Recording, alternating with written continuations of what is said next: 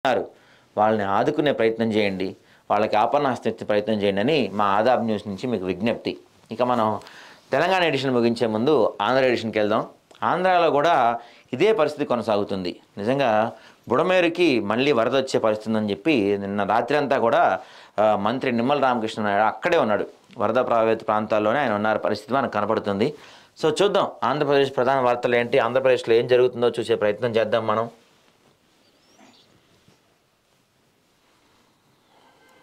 నిన్న కేంద్ర మంత్రి శివరాజ్ సింగ్ చౌహాన్ ఏపీ వచ్చారు. భారీ వర్షాలు వరదలకు అపార నష్టం జరిగింది. అనేక ప్రాంతాలు 5 రోజులుగా నీళ్ళలోనే ఉన్నాయి. ఆ నీళ్ళలోనే తిరుగుతూ జరిగిన నష్టాన్ని గమనించాం.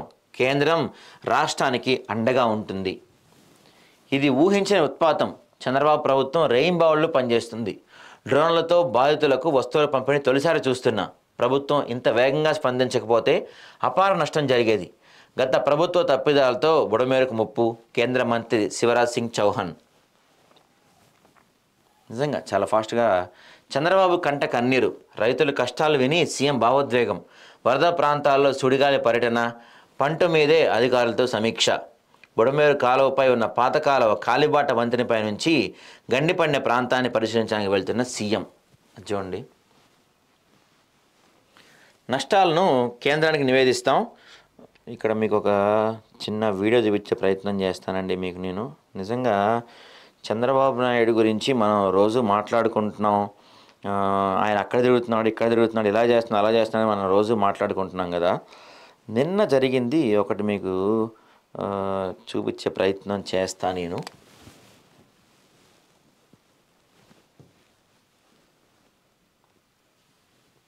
ఓపెన్ అవుతుందా?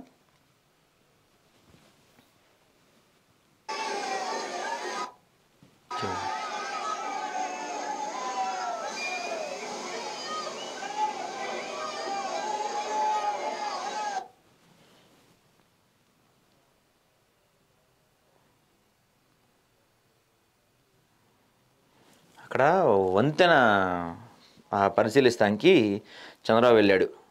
ఆ టైంలో ఆయన నడుచుకుంటూ వెళ్తున్న దానిపై ట్రైన్ వచ్చింది. మనం గమనిస్తే పక్కన కూడా ఏమీ ఇది లేదు, నుంచోడానికి కానీ పట్టుకోవడానికి కానీ అక్కడ ఏమీ లేని పరిస్థితిలో చంద్రబాబు నిజంగా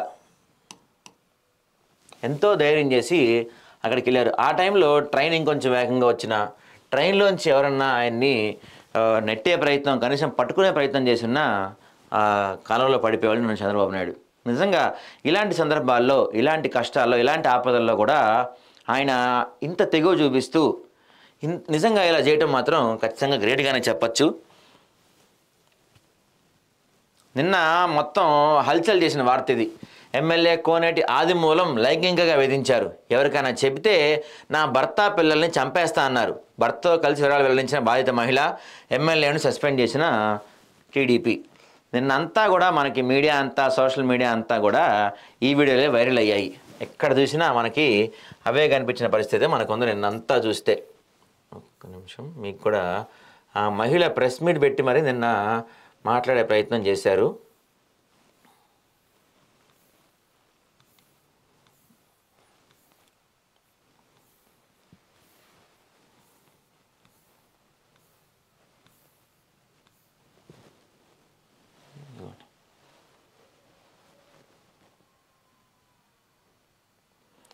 ఆ ఎమ్మెల్యే నన్ను వాడుకున్నాడు, నా జీవితం నాశనం చేశాడు.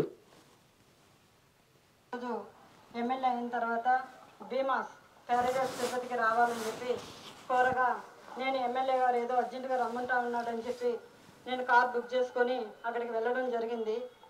రూమ్ నెంబర్ 109 జూలై 6వ తారీఖు రోజు నేను అక్కడికి వెళ్ళడం జరిగింది.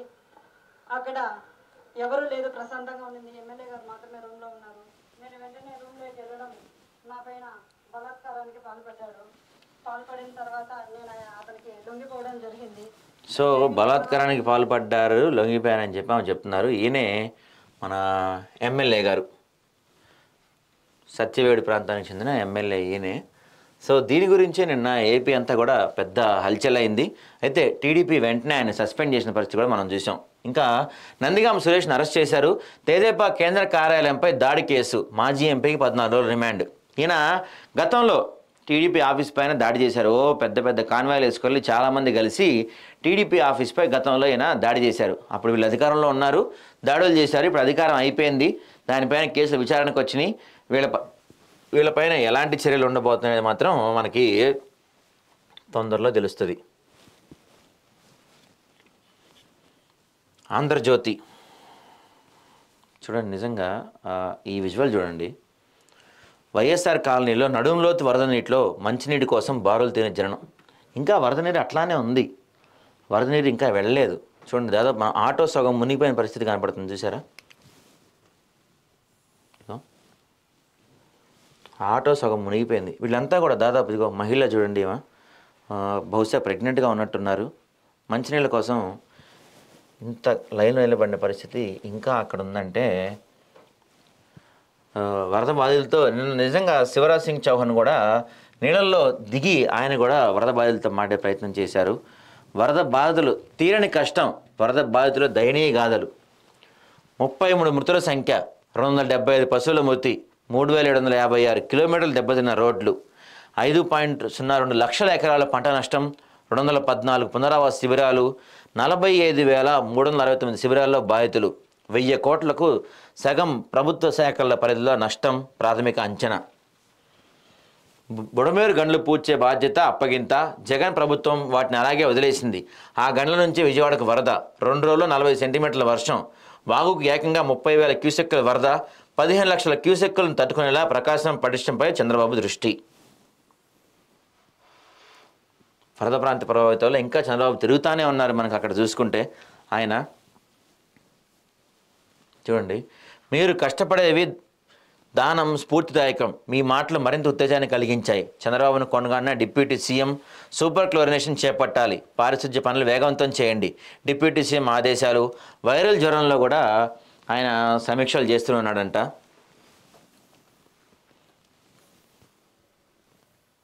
కింద మనం ఆడుకున్నాం కదా, అరెస్టు సమయంలో నందిగామ సురేష్ అరెస్టు సమయంలో హైడ్రామా, పారిపోయేందుకు మాజీ ఎంపీ విఫలయత్నం, ఔటర్ రింగ్ రోడ్లో చేసి పట్టుకున్న పోలీసులు, హైదరాబాద్లో పట్టుకొని మంగళగిరికి తరలింపు, 2 వారాల డిమాండ్, గుంటూరు జైలుకు. ఈ కేసులో ఇప్పటివరకు 2 అరెస్ట్, అప్పిరెడ్డి, అవినాష్, తలశీల సహా 12 మంది కోసం ముమ్మర వేట. అప్పిరెడ్డి అరెస్టుపై రోజంతా డైలమా, బెంగళూరులో అరెస్ట్ అంటూ వైసీపీ ప్రచారం, ఆ వదంతులను తోసిపుచ్చిన పోలీసు వర్గాలు. ఇక వీళ్ళు మరో వార్త ఏం రాశారంటే, ముంచింది జగనే, బుడమేరు ఆధునీకరణకు మోకాలడ్డు, అధికారంలో రాగానే కలంపోటు, ఏకంగా 198 ఎకరాలు సాగునీటి పనుల రద్దు, అందులో బుడమేరు ఆధునీకరణ కూడా బాబు హయాంలో చేపట్టడమే కారణం. ఆ పనులనే పూర్తి అయితే ఈ విపత్తు ఉండేది కాదు అని చెప్పి వీళ్ళు రాశారు. ఇక మరో వార్త మనం మాట్లాడుకోవాల్సిన అంశం, 25 పథకాలతో భారత్ అదుర్స్, పారాలింపిక్స్ జూడోలో కపిల్కు కాంక్షం. 25 పథకాలు వచ్చినాయంట ఇండియాకి పారాలింపిక్స్లో. నిజంగా ఎంత గ్రేట్ ఇది నిజంగా చెప్పుకోవాలంటే. మనం 25 పథకాలు మనకు వచ్చినాయి అంటే మనోళ్ళు అన్నీ బాగున్నోళ్ళు వెళ్ళి 6 పథకాలు తీసుకొచ్చారు.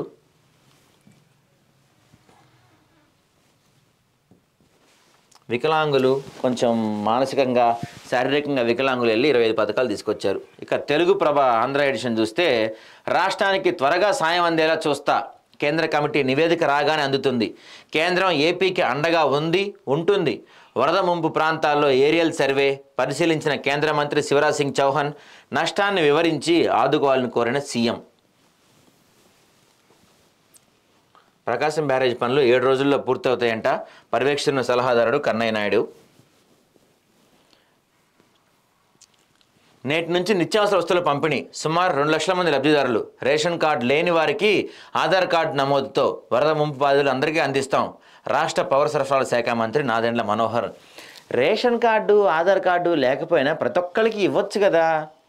అక్కడ ఉంటున్న ప్రాంత ప్రజలు ఏంటి, వాళ్ళు ఎప్పటి నుంచి ఉంటున్నారు ఏంటి అన్న వివరాలు అన్నీ ఉంటాయి కదా. ఇంకా ration card, Aadhaar card, pan card ఇవన్నీ చూసి ఇవ్వటం ఏంటండి? మన టెక్నాలజీ ఎంత మారింది. మీరు తలుచుకుంటే వాళ్ళు లోకలా కాదా, వాళ్ళు ఏంటి అని తెలుసుకోవటం నిమిషాల పని కదా.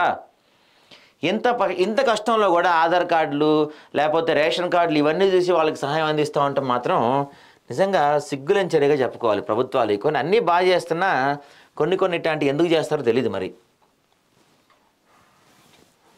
ఇక సాక్షి చూద్దాం మనం. సాక్షి ఇక్కడ మీకు ఒక చిన్న చూపించే ప్రయత్నం చేస్తాం.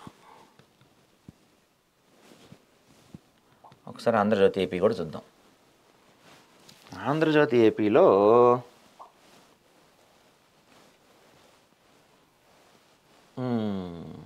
ఈ వార్త చూడండి. వీళ్ళేం రాశారు, పెద్దగా ముంచింది జగనే అని చెప్పి వీళ్ళు రాశారు. వీళ్ళేం రాశారు, బాబు తప్పిదే ముంచేసింది అని రాశారు. ఇంతకీ ఇద్దరిలో ఎవరు ముంచారు అంటే చంద్రబాబు నీళ్ళు తీసుకొచ్చి పోసాడా లేకపోతే జగన్ పోసాడా? అసలు సేమ్ టైటిల్ కొంచెం మార్చారు అంతే. వీళ్ళు జగన్ ఫోటో పెట్టలేదు, వీళ్ళు చంద్రబాబు ఫోటో పెట్టారు. వీళ్ళు ఏమంటారు, బుడమేరు ఆధునీకరణకు జగన్ అడ్డుకున్నాడు, అందుకనే బుడమేరు ఆధునీకరణ తర్వాత పనులే పూర్తయితే విపత్తు ఉండేది కాదు, పూడిక తీతివేత చేయకపోవటం, బుడమేరుని పట్టించుకోకపోవటం వల్ల జగన్ కారణం అని చెప్పి వీళ్ళు అంటారు. వీళ్ళు ఏమంటారంటే ప్రోటోకాల్ తొంగలో తొక్కి వెలగలేరు గేట్లు ఎత్తడంపై ఇంజనీర్లు సాగునీటి నిపుణుల విస్మయం. చంద్రబాబు తన ఇంటిని కాపాడేందుకు గేట్లు ఎత్తించిన బుడమేరుపై ఉన్న వెలగలేరు రెగ్యులేటర్ ఇదే అంట. కనీసం 12 గంటల ముందే కలెక్టర్, ఆర్డీఓ, తహసీల్దార్, ఎస్సీ, డిఎస్పీ, సిఐలకు సమాచారం ఇవ్వాలి. లోతట్టు ప్రాంతాల ప్రజలను అప్రమత్తం చేసేలా చాటింపు వేయించాలి. పునరావాస శిబిరాలకు తరలించిన గేట్లు ఎత్తాలి. శనివారం ఉదయమే ప్రభుత్వానికి సమాచారం ఇచ్చామన్న వెలగలేరు డిఈ. వరదలో విజయవాడ చేరడానికి 20 గంటలు పడుతుందని చెప్పినట్టు వెల్లడి. లోతట్టు ప్రాంతాలను అప్రమత్తం చేసేందుకు సమయం ఉన్న ప్రభుత్వం అలసత్వం. చంద్రబాబు ఇంటికి ముప్పుతో శనివారం అర్ధరాత్రి గేట్లు ఎత్తేయాలని ఆదేశం. ఈ చారిత్రాత్మక తప్పిదమే బుడమేరు విలయానికి కారణమంటున్న ఇంజనీర్లు, నిపుణులు. కష్టాల్లో బుడమేరు ప్రవాహం కలిసేందుకు అడ్డంకిగా రాధాకృష్ణ యాక్టివ్ పవర్ ప్లాంట్ వరద వెనక్కి ఎగదనడంతో బీడీసీ కరకట్టు గండి, తరచూ లోతట్టు ప్రాంతాల మునక 2 ప్లాంట్ల నిర్మాణానికి ఉమ్మడి రాష్ట్రంలో అనుమతించిన చంద్రబాబు. యాక్చువల్గా శుక్రవారం బుడమేరు పరివాహక ప్రాంతాల్లో భారీ వర్షం కురిసింది. దీంతో శనివారం బుడమేరుకు భారీ వరద వస్తుందని మాకు ముందే తెలుసు. వెలగలేరు రెగ్యులేటర్ వద్ద 45,000 క్యూసెక్కుల వరద వస్తుందని అంచనా వేశాం. గరిష్టంగా వరద వస్తున్న నేపథ్యంలో వెలగలేరు రెగ్యులేటర్ గేట్ ఎత్తి వరదను దిగువ వదిలేయాల్సి ఉంటుందని ప్రభుత్వానికి శనివారం మధ్యాహ్నంలోపే సమాచారం ఇచ్చాం. వెలగలేరు రెగ్యులేటర్ గేట్లు ఎత్తిన 20 గంటల్లో విజయవాడకు వరద చేరుతుందని చెప్పాం. ప్రభుత్వ అనుమతితోనే శనివారం రాత్రి వెలగలేరు రెగ్యులేటర్ గేట్లు ఎత్తి వరదను దిగువకు వదిలేశాం అని చెప్పి మాధవ్ నాయక్ డిఈ వెలగలేరు రెగ్యులేటర్ చెప్తున్నారంట ఆయన. సో వీళ్ళేమంటున్నారంటే అసలు బుడమేరుని గతంలో మన జగనన్న పట్టించుకోలేదు. జగన్ సార్ బుడమేరుని పట్టించుకొని ఉండి ఆయన దాన్ని ఇది చేస్తుంటే ఖచ్చితంగా వరద వచ్చేది కానీ వీళ్ళు అంటారు. వీళ్ళు ఏమంటారు, అసలు అదంతా ఏమి లేదు, బుడమేరుకి వరద వస్తుందని వీళ్ళకి ముందే తెలుసు, ముందే తెలిసినా కూడా వీళ్ళు పట్టించుకోలేదు. పైపెచ్చు చంద్రబాబు నాయుడు ఇల్లు కాపాడుకోవటం కోసం వెలగలేరు గేట్లు ఎత్తేశారు. ప్రోటోకాల్ తొంగలో దొక్కి మరి వెలగలేరు గేట్లు ఎత్తేశారు. కేవలం చంద్రబాబు ఇల్లు కాపాడుకోవడానికి, రాధాకృష్ణ పవర్ ప్లాంట్ కాపాడుకోవడానికి విజయవాడని మొత్తం ముంచేశారని వీళ్ళు చెప్తున్నారు. బాగుంది, వీళ్ళిద్దరి వర్షన్స్ బాగున్నాయి. ఇందులో నిజమేంటి అబద్ధం ఏంటి పక్కన పెడితే అంతిమంగా ఫైనల్గా నష్టపోయింది ఎవరు? సామాన్య ప్రజలు. ఈయన ఇల్లు కాపాడుకోవటానికి వదిలేడా లేదా పక్కన పెడదాం, కానీ ఆయన అయితే గతంలో బుడమేరులో పూడిక తీయని మాట అయితే వాస్తవం కదా, దాంట్లో అయితే అబద్ధం లేదు కదా. మీరు ఆ పూడిక తీతపేత పనులు క్లియర్ చేసి ఉంటే అదంతా చేసి ఉంటే ఇప్పుడు ఈయన ఇల్లు కాపాడుకోవటం కోసం ఆపున్నా హైట్ వచ్చేయ్యా రావు కదా. మీరు చేసిన పనుల వల్ల, మీ ఎదవ పనుల వల్ల, గత ప్రభుత్వంలో మీరు చేసిన మీకు దోచుకోవడానికే టైం సరిపోలే. గతంలో ఇవన్నీ ఏడు చేస్తారులే. మీరు చేసిన ఎదవ పనుల వల్ల ఇప్పుడు జరిగిన ఈ విపత్తుని అరే లేదు చంద్రబాబు వాళ్ళు వచ్చిందని మీరు అంటారు, లేదు మా వాళ్ళు వచ్చిందని వీళ్ళు అంటారు. సార్ మీ ఇద్దరి వల్ల అల్టిమేట్గా చివరికి నష్టపోయింది మేము, అడుక్కు తింటుంది మేము, ఇల్లు కొట్టుకుపోయినాయి, సామాన్లు కొట్టుకుపోయినాయి మాయి. మీ ఇద్దరు బాగానే ఉన్నారు. ఆయన గెస్ట్ హౌస్లో ఆయన బాగానే ఉంటున్నాడు, మీరు అవసరమైతే ఆయన బెంగళూరు వెళ్ళిపోతున్నాడు, ఈయన బాగానే ఉంటాడు. నష్టపోయింది ఎవరు? ఆరిపోయింది ఎవరు? అడుక్కు తింటుంది ఎవరండి? ఇక్కడ మేము కదా. 2 రాజకీయ పార్టీల వల్ల నష్టపోతుంది ఎవరు? ఏపీ. ఆయన ఉన్నప్పుడు అమరావతి రాజధాని అన్నాడు, మీరు వచ్చి కాదు కాదు 3 రాజధానులు అన్నారు. ఆయన వచ్చి మళ్ళీ అమరావతి రాజధాని అంటున్నాడు. రేపు ఇంకోళ్ళు ఎవరో వచ్చి ఇంకెక్కడో కర్నూలు కడపో లేకపోతే ఎక్కడో పెడదాం అంటారు. ఏంది మీ రాజకీయ పార్టీల వల్ల, మీ కొట్లాటల వల్ల ఏపీ ప్రజలు ఎంతకాలం నష్టపోవాలి? ఒక రాజధాని లేదు, ఒక ఏది లేకుండా గతంలో మీరు ఆంధ్ర రాష్ట్రాన్ని కుక్కలించిన విస్తరి చేసి వదిలేశారు. ఇప్పుడు ఏదో చేస్తున్నారు కదా, చేయనివ్వండి. వీళ్ళు వచ్చి 3 నెలలే కదా అయింది. 2005 తర్వాత ఇంతటి విపత్తు ఎప్పుడు రాలేదు. బహుశా 2005లో మీ నాన్నగారు సీఎంగా ఉన్నారు, జగన్ గారు, మీకు తెలిసే ఉంటుంది. ఆ టైంలో వచ్చినంత విపత్తు ఇప్పుడు రావటం, మళ్ళీ దట్టు విజయవాడ మునిగిపోవటం ఎప్పుడు లేదు. వీళ్ళు కొత్తగా వచ్చారు, ఏదో చేసే ప్రయత్నం చేస్తున్నారు. దానికి అసలు మొత్తం బాబు తప్పిదమే ముంచేసింది, ఇల్లు కాపాడుకోవడానికి చెప్పారంటాం మీ సిగ్గులేని తనానికి పరాకాష్ట అండి. కాలనీలో కన్నీళ్లే. విజయవాడ వరద ప్రభావిత ప్రాంతాల్లో వేడిన కష్టాలు, 5 రోజులుగా నీటిలోనే పలు కాలనీలు, ఇప్పటికీ లోపలి ప్రాంతాలకు అందని ఆహారం, కష్టపడి కొన్నవన్నీ రోడ్ల మీద పారేయాల్సిన పరిస్థితి, ఇళ్లలో బురద తొలగించేందుకు పాట్లు, పునరావాసం నోటి మాటే. 4 లక్షల మంది నిరాశ్రయులు అయితే 2000 మందికి ఆశ్రయం. నిజంగా రాసే ముందు మీకు పెన్తో రాస్తారా, మైండ్తో రాస్తారా?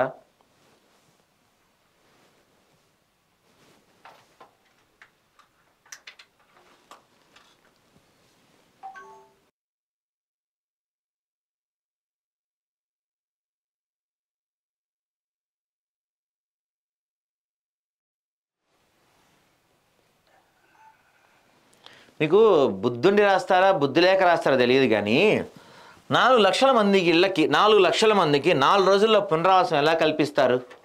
ఎక్కడన్నా సాధ్యమైద్దా ఇది? మీ ప్రభుత్వం ఎంతమంది కల్పించారు? ఏదన్నా రాసే ముందు ఆలోచించి కనీసం దానికి మీరు క్రెడిబిలిటీ ఎంతో చూసుకొని రాసుకోవాలి. ఇదిగో ఇది ఇవాళ బాగా రాస్తారు. ఇది టీడీపీ ఎమ్మెల్యే ఆదిమూలం రాసలీలలో మాట్లాడాలంటూ హోటల్కి పిలిచి అఘాయిత్యాలకు తెగపడ్డారు. భర్త పిల్లల్ని చంపేస్తామని బెదిరించి దారుణాలకు పాల్పడ్డారు. నిత్యం ఫోన్లు, అర్ధరాత్రి వేళ మెసేజ్లతో వేధింపులు. ఆయన ఆగడాలు భరించలేక ఎమ్మెల్యే లీలలు రహస్య కెమెరాలో రికార్డ్ చేశారు.